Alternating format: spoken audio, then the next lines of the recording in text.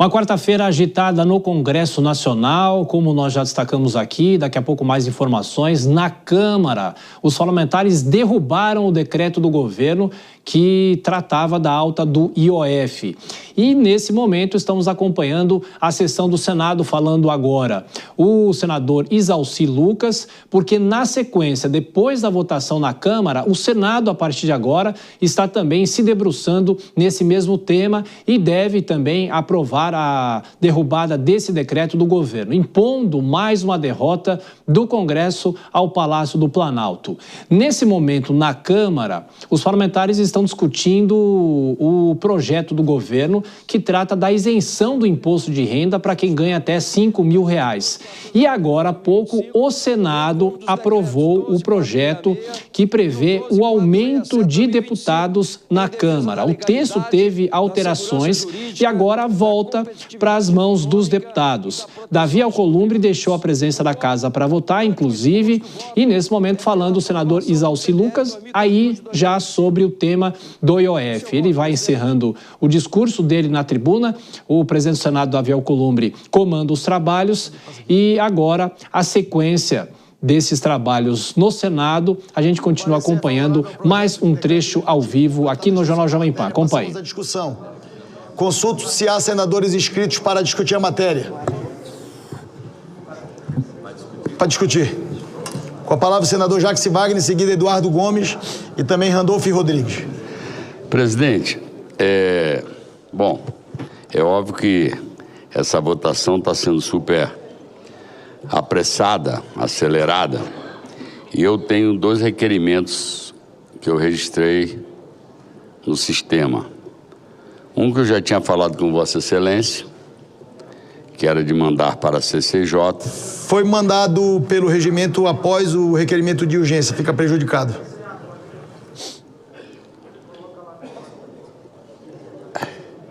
Não vale? Não, ficou prejudicado.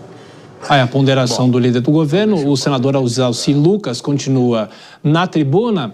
Eu vou chamar agora os nossos comentaristas, dar as boas-vindas a Dora Kramer e também ao Cristiano Vilela. Daqui a pouquinho a nossa reportagem vai trazer as últimas informações, tanto da Câmara quanto do Senado.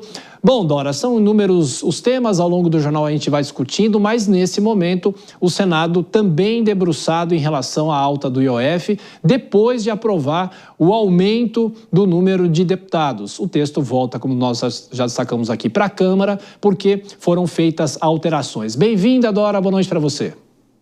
Boa noite, Thiago, boa noite, Vilela, boa noite a todos. Pois é, uma derrota que era esperada, né?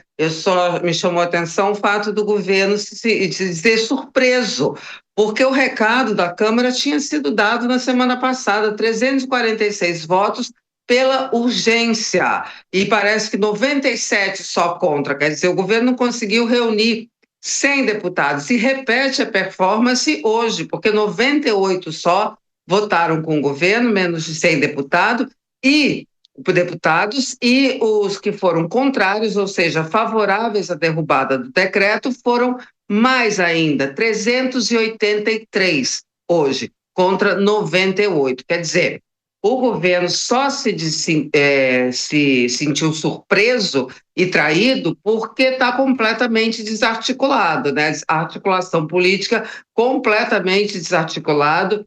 O governo absolutamente desatento, porque não é possível. Um governo bem preparado, bem organizado, não se surpreende com nada que acontece dentro do Congresso Nacional. Afinal de contas, tem líderes para isso, tá certo? Ele tem líder do governo, tem líder da maioria, tem líder da minoria, tem líder do partido, enfim. É absolutamente inadmissível uma confissão de que realmente a coisa está muito confusa. E os motivos são vários, gente. Tem emenda? Tem. Tem problema nas emendas? Tem. Mas tem também insatisfação com o Supremo, que o Congresso enxerga como parceiro do governo. Tem revolta com algumas declarações do ministro Fernando Haddad, que já não tem o mesmo trânsito que teve lá no primeiro ano de governo com o Congresso. Tem a campanha eleitoral antecipada. E quem foi que antecipou? Quem foi que deu o pontapé inicial? O presidente da República. Tem a impopularidade do presidente, que isso fragiliza o governo, e aí, repito, tem, sobretudo, reinando nessa confusão a desarticulação completa, a desarticulação política do governo.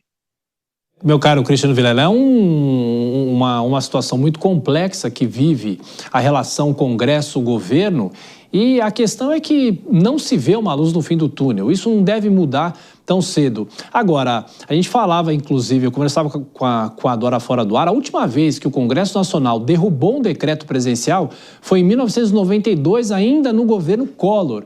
E isso foi muito pouco tempo antes dele sofrer o impeachment, dele sofrer todo aquele processo que o tirou da presidência da República, assumindo o vice Itamar Franco. Cristiano Vilela, bem-vindo, boa noite. Exatamente, Tiago, uma ótima noite a você, a Dora e todos que acompanham o Jornal Jovem Pan.